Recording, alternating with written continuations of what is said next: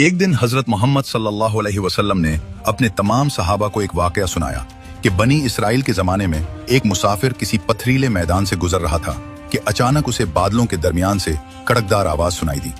بادلوں کے اندر سے آواز آئی کہ فلاں شخص کے باغ کو پانی دو۔ یہ سن کر مسافر حیران رہ گیا کیونکہ اس نے پہلے کبھی بادلوں کو کسی انسان کا نام لیتے نہیں سنا تھا۔ تجسس میں آ کر وہ بادل کے پیچھے چل پڑا۔ بادل ایک خاص سمت میں بڑھتا رہا یہاں تک کہ ایک سنگلاخ اور پتھریلی زمین پر پہنچ کر برسنا شروع کر دیا۔ مسافر نے دیکھا کہ بارش کا وہ سارا پانی پہاڑی نالوں سے ہوتا ہوا ایک منظم طریقے سے ایک مخصوص باغ کی طرف بہہ رہا تھا۔ تو وہ مسافر بھی پانی کے ساتھ ساتھ چلتا ہوا اس باغ کے دروازے تک پہنچ گیا۔ وہاں اس نے ایک سادہ کسان کو دیکھا جو نہایت اطمینان سے اپنے ہاتھ میں پکڑے پھاوڑے کی مدد سے پانی کی سمت درست کر رہا تھا تاکہ باغ کا ایک ایک درخت سیراب ہو سکے۔ مسافر نے آگے بڑھ کر سلام کیا اور کسان سے اس کا نام پوچھا۔ کسان نے جیسے ہی اپنا نام بتایا تو مسافر کے رونگٹے کھڑے ہو گئے کیونکہ یہ وہی نام تھا جو اس نے بادلوں کی گرج میں سنا تھا۔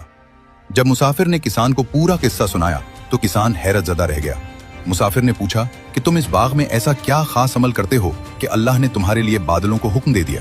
کسان نے نہایت عاجزی سے جواب دیا کہ میں اس باغ کی کل آمدنی کے 3 حصے کرتا ہوں۔ پہلا حصہ میں اور میرا خاندان کھانے کے لیے استعمال کرتے ہیں، دوسرا حصہ میں دوبارہ باغ میں بیج ڈالنے اور زمین کی بہتری کے لیے رکھ لیتا ہوں، اور تیسرا حصہ میں اللہ کی راہ میں مسکینوں، یتیموں اور مسافروں پر صدقہ کر دیتا ہوں۔